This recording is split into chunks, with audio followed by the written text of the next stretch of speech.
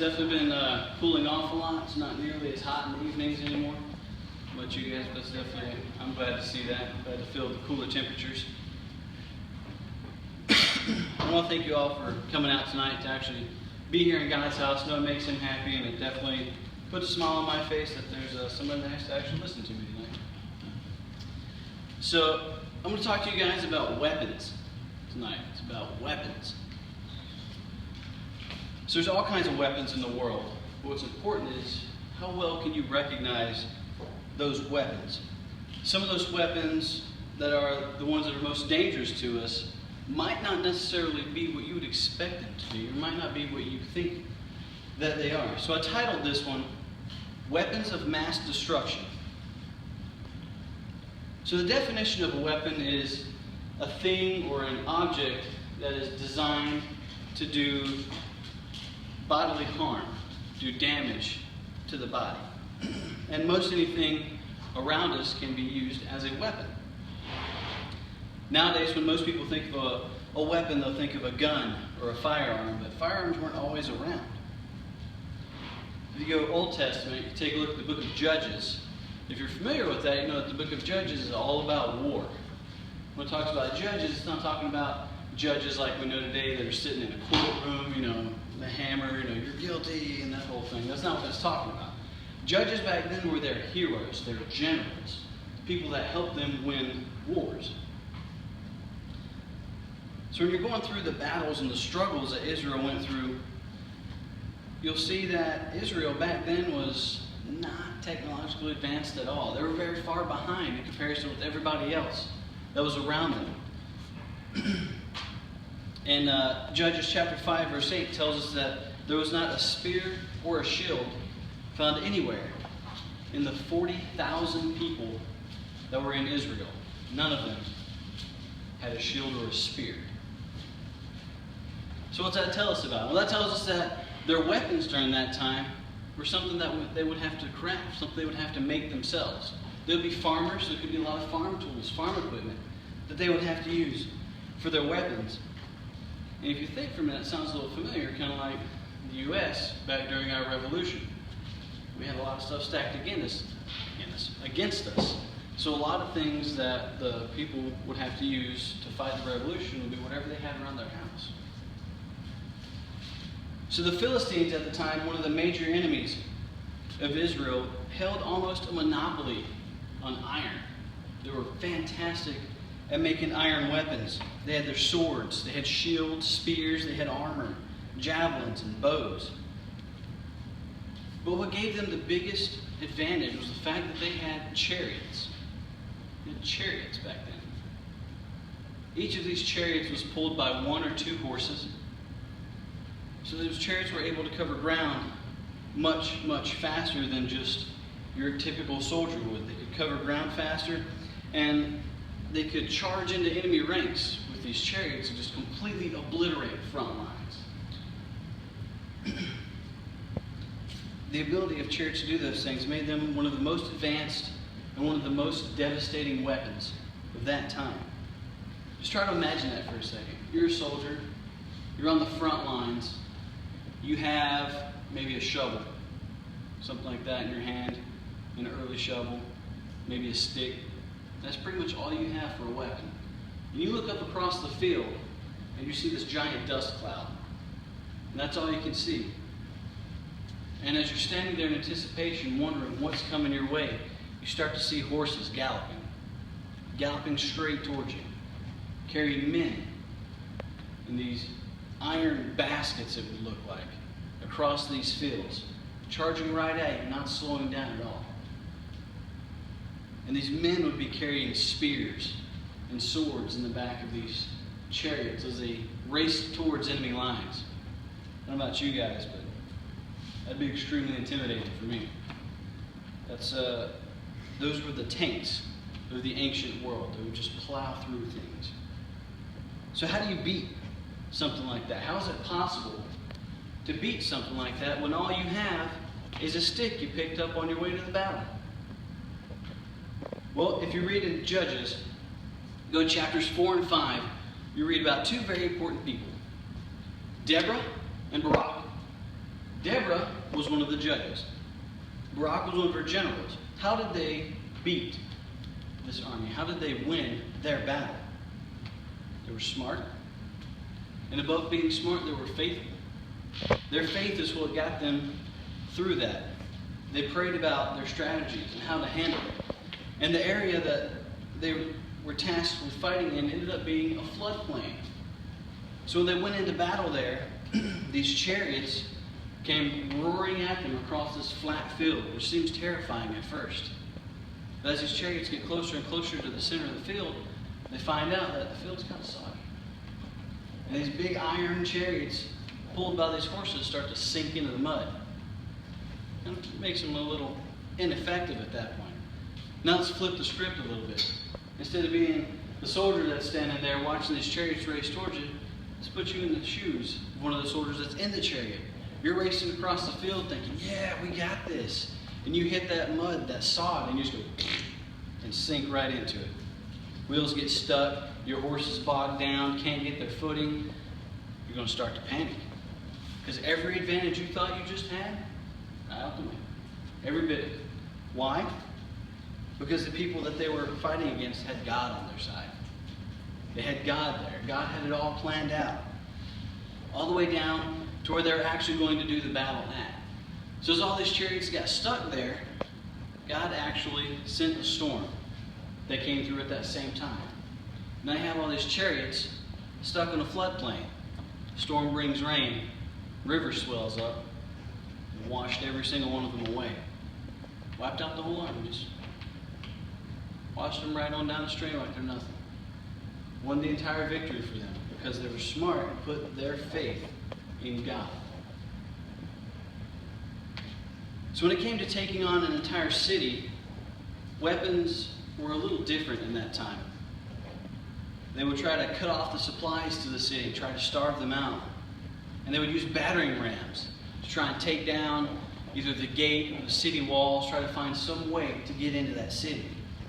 The rams are usually covered to provide some sort of protection to the troops that were there from the arrows that would be raining down on them from on top of the walls. Israel, however, did not have any of these siege machines when they first went to take the promised land. Yet the first major city that Israel conquered, if you read about it, the first city they conquered was done using kind of a siege warfare without any actual siege machines. So there's this little story in the book of Joshua about a march. They did this particular little march for 7 days in a row. And then they followed God's instructions, and when they shouted, the walls of Jericho fell. They were able to infiltrate and take down an entire city without one of those siege machines. Seems impossible. Yet they did it. Think they did it by their own will? Was it their genius that allowed them to do it? Absolutely not. It was faith. All those people marching around that wall, you know there's some of them that are walking around going, why are we doing this? What's the point? This isn't going to do anything. We're literally walking circles every day, getting nowhere. But they did it. They stayed faithful and they knew, hey, seems crazy to me, but if God says do it, there's got to be a reason for it. So they did it. They stayed faithful, and it brought the walls down. So if you go further than that, let's go a little bit further back in time. Back to when Moses took the children of Israel out of Egypt. Pharaoh sent his entire army after them. Now this just wasn't some army, some average army of some country. No, back then Egypt was the #1 nation when it came to warfare. They were the top dogs. They were it. Their army was the greatest on the planet. As the Israelites are running from them, they were slaves. They didn't have any weapons. They had nothing to fight Egypt with. Absolutely nothing. But as Pharaoh sends his entire army after these, he didn't count on something. He didn't count on the one weapon that Israel actually did have, and that was God. It's the only weapon that they would need. It's a weapon I would definitely not want to go against. They guaranteed their victory. God obliterated the strongest army in the world for his children.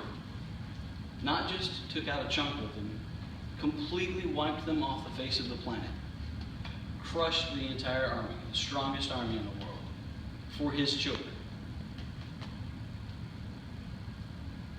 So if you remember a little earlier, I said a weapon could be almost anything around you. It could be a weapon for you, or it could be a weapon against you, whether it's the chair, tables, even the water bottles, things around you could use in defense or offense. So what kind of weapons come against us today? Is it guns or swords, knives, bombs? Are those the things that we need to worry about? Are they the things that will endanger our soul? No, the weapons that we need to worry about are the ones that will condemn us. The lying, the cheating, the sinful thoughts. The devil has many, many weapons in his arsenal. Many weapons. How about your emotions? You ever let your emotions get the better of you? To where they lead you to say something that you shouldn't have? Ever let your anger control you to where you do something you shouldn't have done? That's why James warns us to be slow to anger.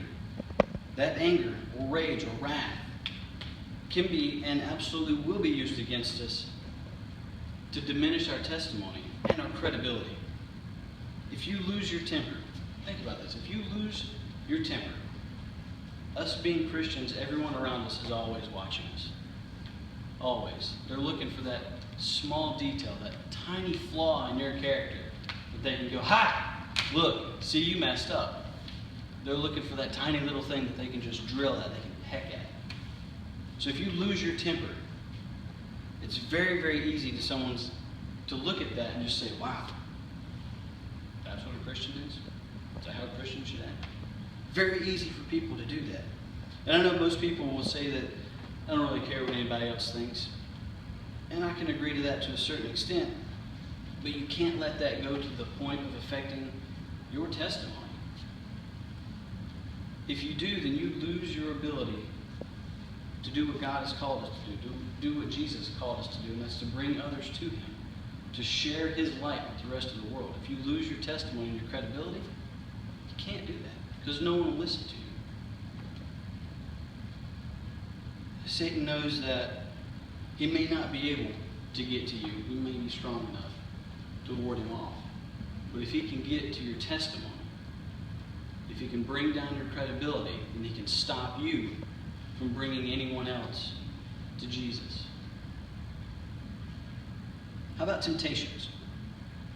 That's one of the biggest weapons of the devil. He will use old and new temptations to try and get you to fall.